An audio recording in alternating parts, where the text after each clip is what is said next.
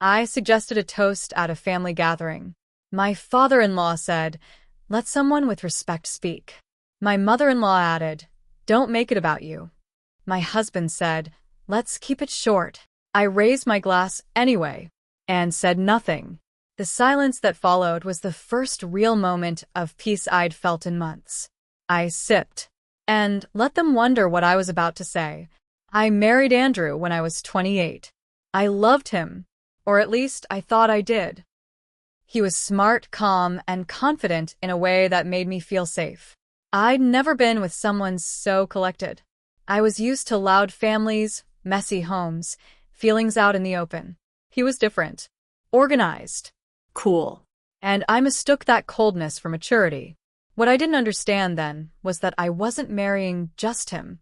I was marrying his whole damn family.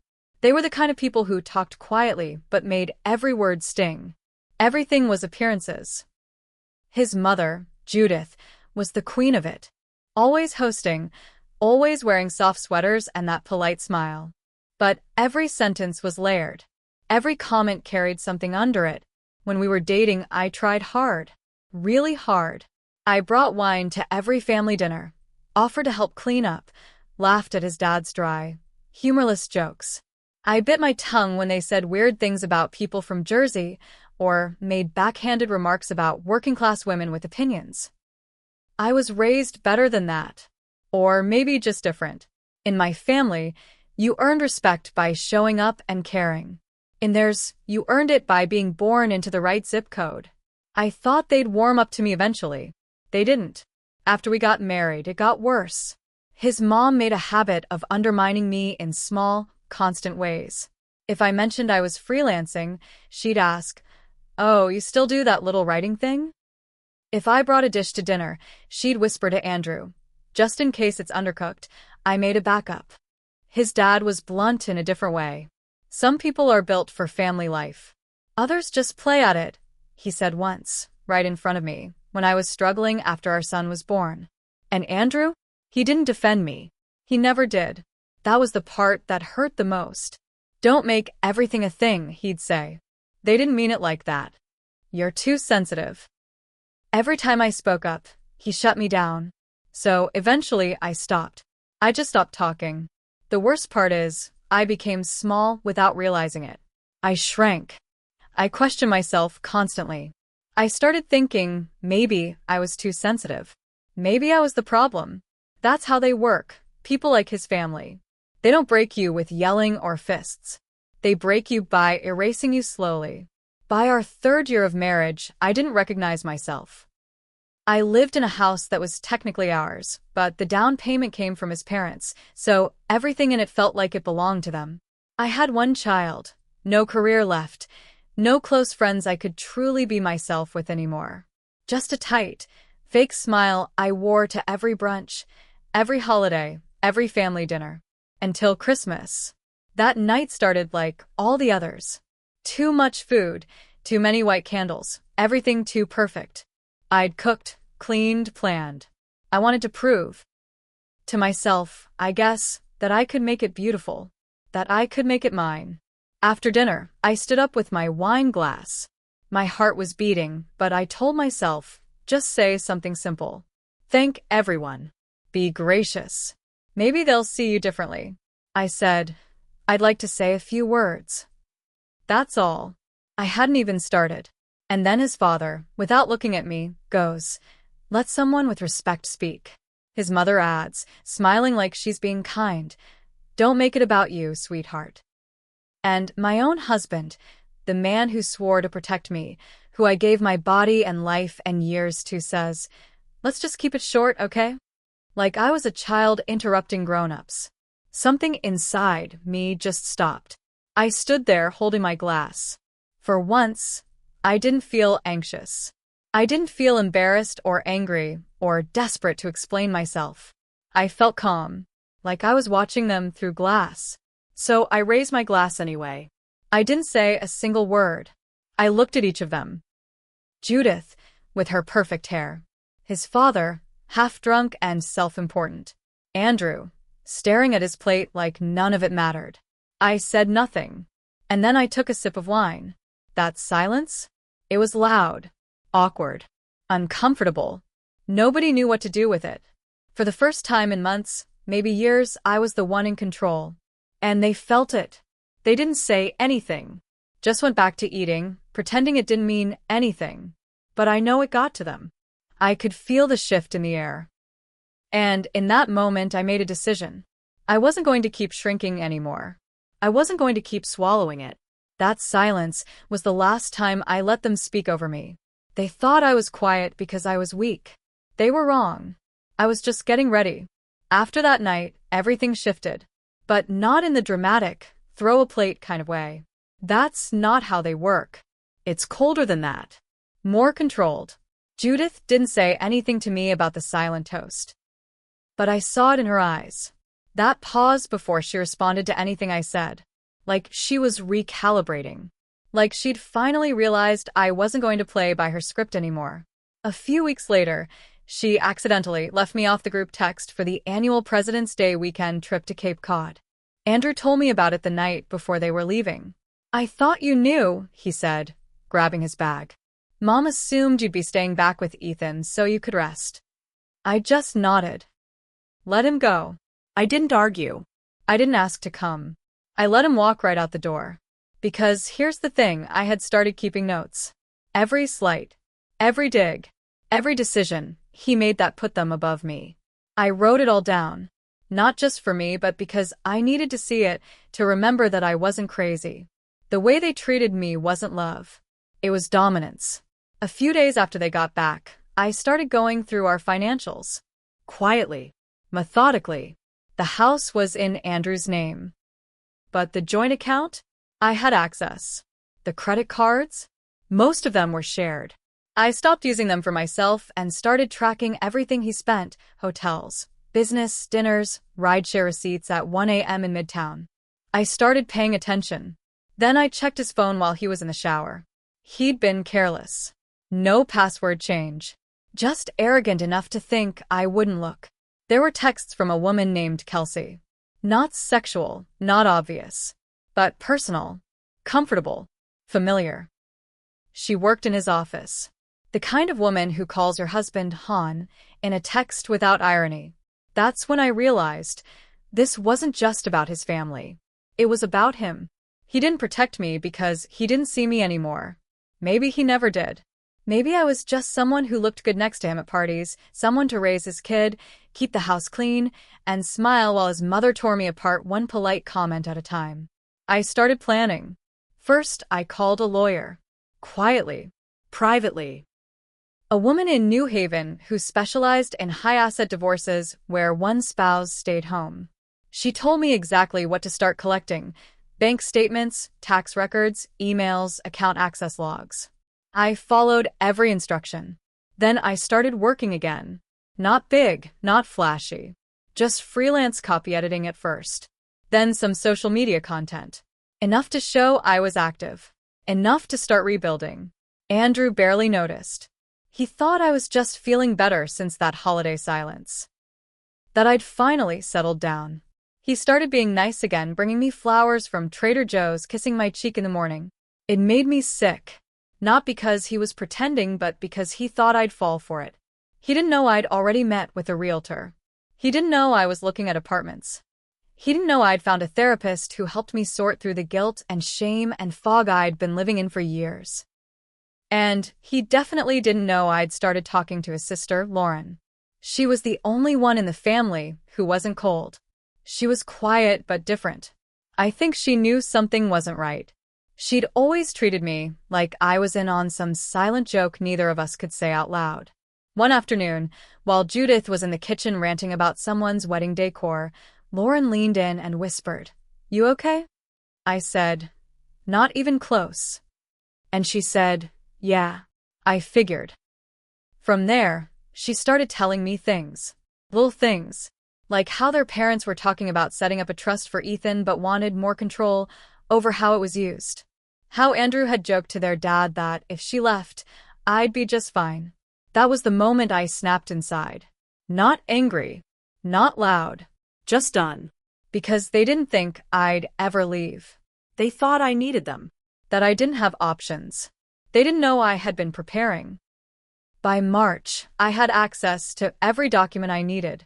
By April, I had started secretly moving small amounts of money to a separate account. Nothing dramatic, just enough to build a runway. By May, I had legal confirmation that if we divorced, I'd be entitled to a large share of everything, especially since I'd sacrificed my career to raise our son. My lawyer was good, sharp, better than the smug, overpriced firm his dad used. And in June, I got the perfect opportunity. Judith called and invited us all to a 4th of July gathering. Their estate in Westport. Big lawn, catered barbecue, the whole show. Everyone will be there, she said. It'll be good to show people how strong your family is. How strong your family is. Like I was just a face in the photo op. Not a person. Not a wife. Not a mother to her grandchild. Just a prop. I told her we'd be there. And in that moment, I decided my revenge wouldn't be loud. It would be public. They wanted an audience? Fine. I'd give them one. The week before the 4th of July, Andrew started acting differently. He was suddenly interested in what I was doing all day. He offered to take Ethan to the park so I could have some me time. He brought home wine. He suggested a date night, something we hadn't done in almost a year. I played along, smiled, laughed. Let him think the spell was working again. But inside, I was watching every move. Then I found the email. It was buried in his work inbox, forwarded from his father's private email. I only saw it because I'd once helped set up his mail filters years ago, and they hadn't changed. Subject line: Family Trust, revised structure before Q3 filings. I clicked. Read. Reread. And I felt cold all over. They were changing the terms of a family trust that had been set up under Ethan's name. On paper, it looked generous, multi-million-dollar account, long-term assets. But buried in the clauses was the kicker. If Andrew and I divorced, I'd have no say in any future use of that money. Not for school. Not for medical. Not for anything. It would be 100% controlled by Andrew and his father, under the guise of protecting Ethan's legacy. It was a knife in my back, dressed up as financial planning. They weren't just preparing for a divorce. They were engineering one, in case I ever tried to leave. And Andrew? He wasn't just letting it happen. He was helping write it. That same night, he poured me a glass of wine and said, "You've been really calm lately. I appreciate it. I think we're finally turning a corner." I stared at him for a long moment. Then I said, "Yeah, I think so too." But I knew what I had to do. I called my lawyer first thing the next morning and asked a very specific question. Can a trust be challenged in court if the child's primary caregiver was excluded from planning? She said, yes, if we can prove bad faith, manipulation, or fraud. Especially if it impacts the child's welfare. Then I called Lauren. I didn't beg. I just said, I know they've pulled you into their games before, but you saw how they treat me. You know they're trying to cut me out of my own son's future. You don't owe me anything. But if you ever want to do the right thing, this is the time. She didn't answer right away. But 3 days later, she forwarded me an email chain between their parents and the family's financial advisor. Proof that they were hiding key documents and setting up the trust to deliberately weaken my legal standing. Lauren didn't say anything else. Just sent the email. It was all I needed. Then came July 4th. I wore white, simple dress, clean makeup. I brought Ethan in a little navy button-up and khakis. I looked like the perfect mom. Andrew was in high spirits, already buzzing around with his cousins and friends from work. Judith greeted me with that smug smile and said, "See? Look how lovely everything can be when we all just get along." I smiled back. You're right. It's good to have peace. The whole evening was carefully curated. Fireworks prepped. Photographer hired. Catering staff everywhere. Halfway through the night, Judith tapped her glass and said, "Before we light the sparklers, I'd like to say a few words about family." People clapped politely. She went on about legacy, love, and staying united in a world that wants to divide us. Her voice never cracked. She was practiced, polished. Delusional. When she finished, Andrew gestured to me and said, "Why don't you say something, babe?" For Ethan. That's when I knew something was off. That wasn't him trying to be kind. That was a setup. I looked over and saw their lawyer in the back, smiling. They were planning to bait me, maybe into sounding unstable, maybe into saying something they could use against me later. But I just stepped forward, held my glass, and smiled. then I looked straight at Judith. I said enough last Christmas. And I turned back to the crowd, raised my glass, and said simply, "To peace, however it comes." I drank and walked off the lawn. People were confused, whispering. But Judith's face told me everything. Tight, pale, unreadable. That wasn't how she wanted this to go. But I wasn't done. The next morning, my lawyer filed the petition. Not just for divorce, but for full custody. And in the filing? Attached documents showing financial manipulation, trust restructuring, and attempts to isolate me from joint decision-making regarding Ethan. I made sure the court would see the emails. I made sure Lauren's name was redacted. I wasn't out to ruin everyone, just the ones who thought they could ruin me. The day Andrew was served, he came home in a rage I had never seen before. "You're really doing this?" he shouted, slamming the front door. "You're trying to take my son away from me?" I was calm. I didn't yell back. I just said, "I'm trying to protect him from people who don't see me as his mother. Including you." He scoffed. Paced. He kept waiting for me to break, to cry, to say I'd made a mistake. That's how our whole relationship had worked. He'd push, I'd cave. But not this time. I had the emails. I had the evidence. And I had the truth on my side. "You'll lose," he said finally. "My family has money. Lawyers. You have nothing." That part hit me. Because it was exactly how he saw me. Nothing.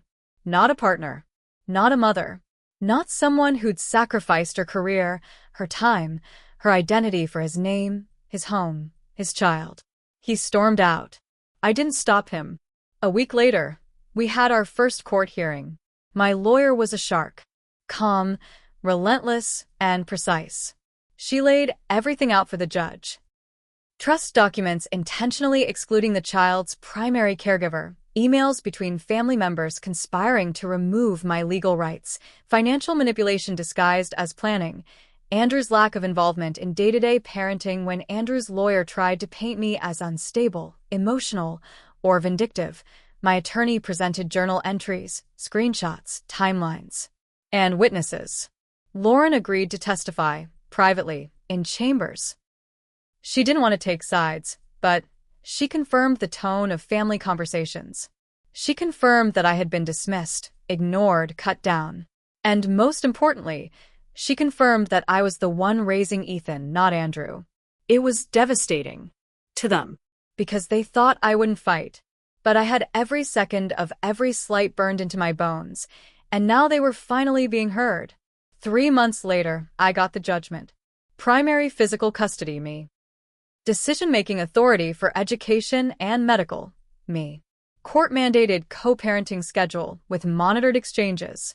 A freeze placed on the trust until Ethan turned 18, no disbursements, no decisions, without my signature. Andrew's face when we walked out of the courtroom? He looked hollow, like he couldn't believe it had actually happened. But it had. Because I had stopped being the quiet girl who stood at the edge of the table holding her wine glass, waiting to be invited to speak. I had spoken, with silence, with action, with strategy. Judith never contacted me again. Not directly. But a year later, I got a birthday card for Ethan. No note. No return address. Just a blank card with a check inside for $100. From a woman who once spent 5 figures on a brunch baby shower. I never cashed it. I left it in a drawer. Because the real revenge wasn't just the legal win. It wasn't the house I kept, or the name I restored to mine, or even the way Andrew had to explain to his polished, country club friends why he only saw his son every other weekend. The real revenge was what they feared the most. I found peace without them. They tried to erase me. Instead, I erased their power. And I did it the same way they tried to break me. Quietly. Completely. Without saying a single wasted word.